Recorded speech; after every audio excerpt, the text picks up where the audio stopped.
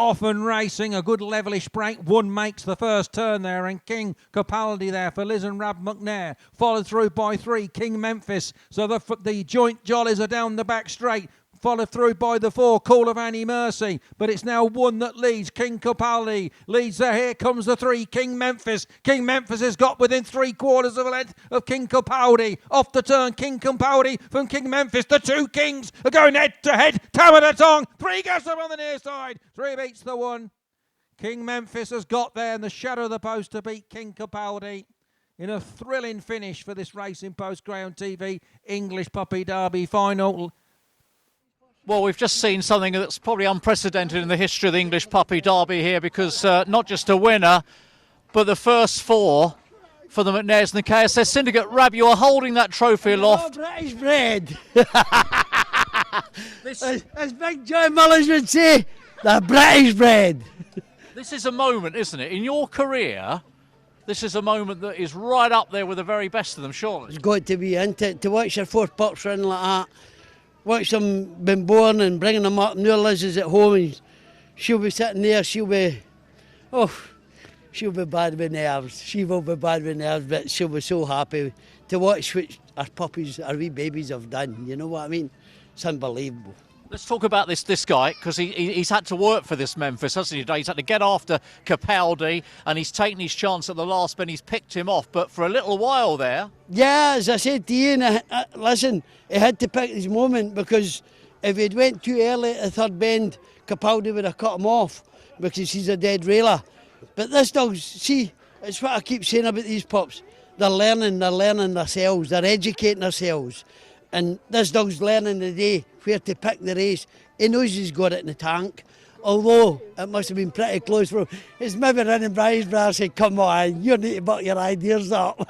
I mean, the amazing thing is that, he's clocked a brilliant time, 28.82, despite having to come from off the pace, despite having to work very hard. And then in behind, you've got the 3rd member of the litter, King Coombs, just in behind them in 3rd. So yeah. An absolutely incredible result. Listen, it's what we do it for, isn't it? It's what we do it for. Brendan, Simon and Ian, it's what we're in it for. And I'm just here to just try and do it for them. And we've done it today. Let's bring Ian in. Come and join us and just get a word here, your perspective on this, because, I mean, this is just absolutely unbelievable. I mean, I can't find the right word, but what are you making of this? Well, you don't get bettered here, to be truthful. We've all come down. We thought one was the better drawn one, but we said if he got right in the first bend and he didn't get bumped, we didn't think he would pick him up. So that's what we all thought. But he's done the job, hasn't he? And all we're looking forward to is the derby. I think him and his brother are proper derby dogs for this next time. So we've got a chance again. Well, I mean, there's no doubt going to be a massive Irish contingent coming over. I think a few of those are now sort of, be thinking, well, we're up against a very decent home team, and to have the 3 litter mates have all obviously got a huge amount of ability. That's going to give you some tools to play with. Yeah, that's what you come for. If you've got a chance, you like coming watching them, and that's what you come for. And they're all good dogs. I would say he's one of them. If he doesn't lead, he still tries his heart out. And if everybody's watched him, he's even been last at the first bend and finished 2nd. He's one of them dogs, a real try. Well, I think this is a brilliant attribute to have, isn't it? Because, getting on the front and producing the times like he did last week is one thing, but then and that you're trying to chase down, a litter brother that's got a huge amount of ability as well. So to do that is just an absolutely stunning run from him. Yeah, you don't get better than him. Never had a pup as good as him. I've had lots of dogs, but never had a pup as good as him. But hopefully he stays sound and keeps sound, and that's the main thing. Try to keep him right till the big ones start. Absolutely. Rab, just finally, Rab, if I could ask you, now we take this away, we go back, we reflect on this, and then you've got to start planning and trying to find races. I mean, will you be happy to put them up against each other again, or will you try and keep them apart? No, him and Shakira and that, they'll go to Hull for the Olympic. Capaldi and probably Joni and that, a few others will probably go to Sheffield for the British Bred Derby. Pick out the early pace dogs for Sheffield.